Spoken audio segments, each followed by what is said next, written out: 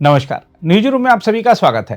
प्रधान न्यायाधीश ने bulldozer justice पर एक बार फिर सवाल उठाते हुए बताया है कि किस तरह हाल ही में सुप्रीम कोर्ट ने बुलडोजर न्याय पर प्रतिबंध लगाया और कार्यपालिका को न्यायाधीश, जूरी और जल्लाद बनने से रोका।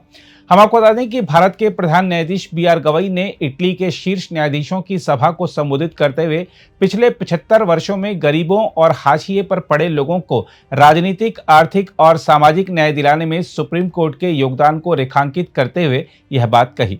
सीजेआई गवई ने कहा कि अपराध के आरोपी व्यक्तियों के घरों को मनमाने तरीके से गिराना, कानूनी प्रक्रिया को दरकिनार करना और नागरिकों के आवास के मौलिक अधिकार अनुच्छेद 21 का उल्लंघन करना असंवैधानिक है।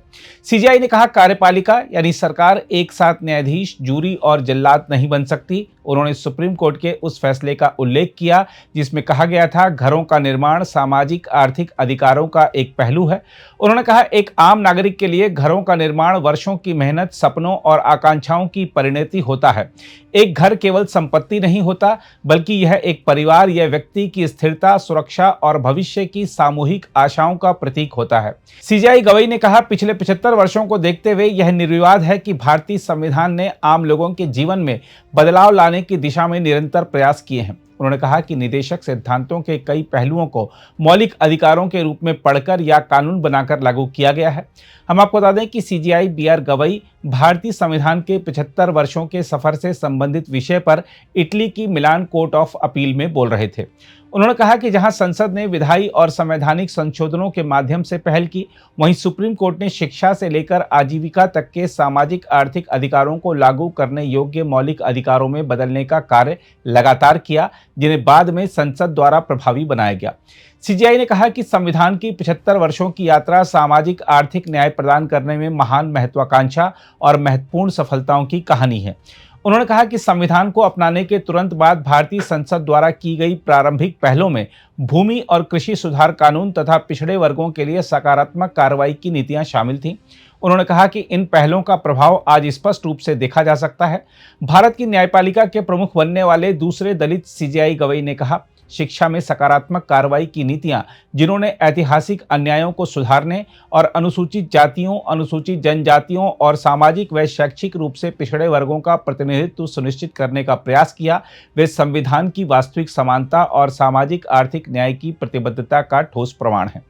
प्रधान न्यायाधीश ने कहा कि न्याय एक अमूर्त आदर्श नहीं है और इसे सामाजिक संरचनाओं, अवसरों के वितरण और लोगों के रहने की स्थितियों में जड़ें जमानी चाहिए। उन्होंने कहा, किसी भी देश के लिए सामाजिक आर्थिक न्याय राष्ट्रीय प्रगति का एक महत्वपूर्ण पहलू है। यह सुनिश्चित करता है कि विकास समावेशी हो, अवसरों का समान वितरण हो और सभी व्यक्ति, चाहे उनकी सामाजिक या आर्थिक पृष्ठभूमि कुछ भी हो, सम्मान और स्वतंत्रता के साथ रह सकें। भाषण देने के लिए आमंत्रित करने पर चैम्बर ऑफ इंटरनेशनल लॉयर्स को धन्यवाद देते हुए न्यायमूर्ति गवई ने कहा कि सामाजिक आर्थिक न्याय प्रदान करने में पिछले 75 वर्षों में भारतीय संविधान की यात्रा महान महत्वाकांक्षा और महत्वपूर्ण सफलताओं की कहानी है। उन्होंने कहा, भारत के प्रधान न्यायाधीश के रूप में मुझे यह कहते हुए गर्व हो रहा है कि भारतीय संविधान के निर्माता इसके प्रावधानों का मसौदा तैयार करते समय सामाजिक आर्थिक न्याय की अनिवार्यता के प्रति गहनता से सचेत थे। इसका मसौदा औपनिवेशिक शासन से स्वतंत्रता के लिए एक लंबे और कठिन संघर्ष के बाद तैयार किया गया था। उन्होंने कहा, मैंने अक्सर कहा है और मैं आज यहाँ फिर दोहराता हूँ कि समावेश और परिवर्तन के इस संवैधानिक दृष्टिकोण के कारण ही मैं भारत के प्रधान न्यायाधीश के रूप में आपके सामने खड़ा हूँ।